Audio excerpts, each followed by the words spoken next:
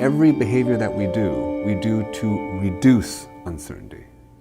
We do to increase certainty. The stress resulting from uncertainty is tremendous in our society. It increases brain cell death, it decreases plasticity, it makes you a more extreme version of yourself. We do almost everything to avoid uncertainty.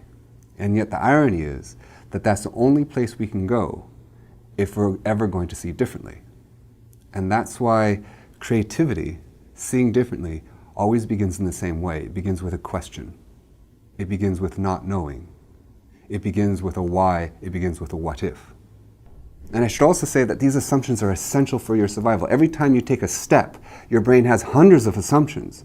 That the floor is not going to give way, that your legs aren't going to give way, that that's not a hole, it's a surface. Right? So these assumptions keep us alive.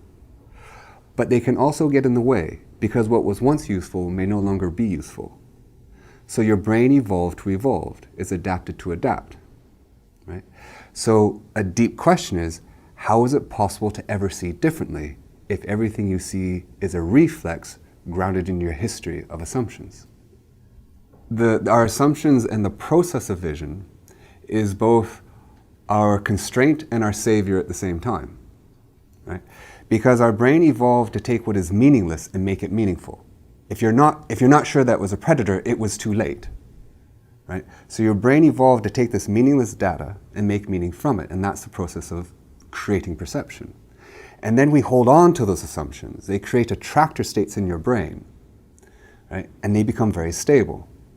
So how could we see differently? It's by engaging the process of creating perception. Well, the first step in that is to not just admit, but embody the fact that everything you do right now is grounded in your assumptions. Not sometimes, but all the time. Because if you don't accept that, then you'll never create the possibility of seeing differently. Because the next step is to then identify your assumptions, because most of everything that we do, we don't know why we do what we do. And then the final step is to question those assumptions. Okay? But questioning assumptions is incredibly difficult. Because to question assumptions, to doubt what you assume to be true already, especially if that assumption defines who you are, is to do the one thing that our brain evolved to avoid, which is uncertainty. In fact, uncertainty is such a difficult, dangerous thing that evolution has created a brain that tries to avoid it altogether, to the extent that we have things like confirmational bias. Well, we'll start looking for evidence to confirm what we assume to be true already. That we would rather hold on to assumptions that we know don't work, because that is safer, we think, than question them and step into a place that we don't actually know, even though that other place might be a great deal better than where we are. So this also then leads on to the idea of whether or not the brain ever does big jumps. Right? You can never leave your biases and assumptions. They're essential for your survival. Every time I'm taking a step, my brain has hundreds of assumptions that my legs aren't going to give way, the floor is not going to give way, right? But they also constrain our behavior. So here we have an example. We call it your space of possibility, right? And this space is determined by your bias and assumptions. And at any point in time, you're like the little figure in the middle, right? And those dots represent the different possible next steps. And the size of the dots determines the value of those next steps. And notice that there's a big value step in the upper left. But you can't get there because your brain never makes big jumps. I can't get from here to the door without passing through the space in between. Your brain only ever makes small steps, and it makes small steps to the next most likely possible given your assumptions and biases, right?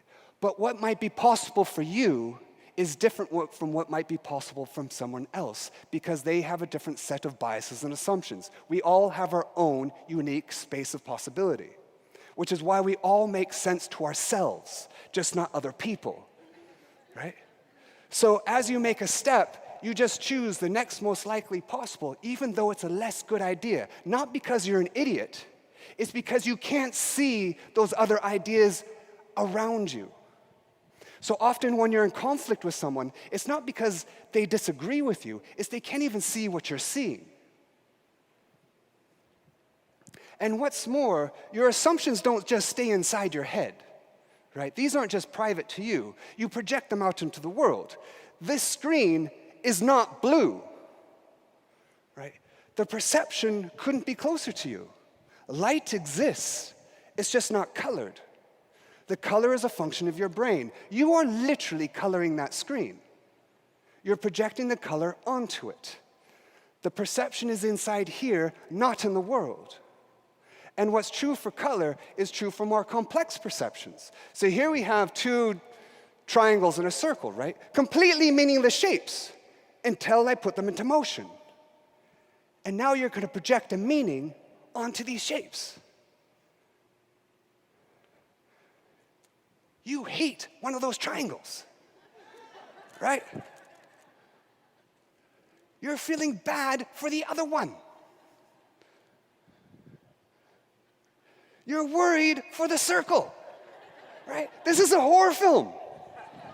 Right? You can almost hear the soundtrack.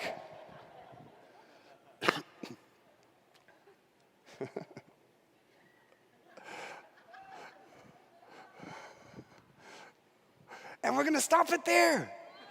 And you're all wondering what happens to the circle. And the answer is nothing. It's a circle, right? You projected all of that onto it.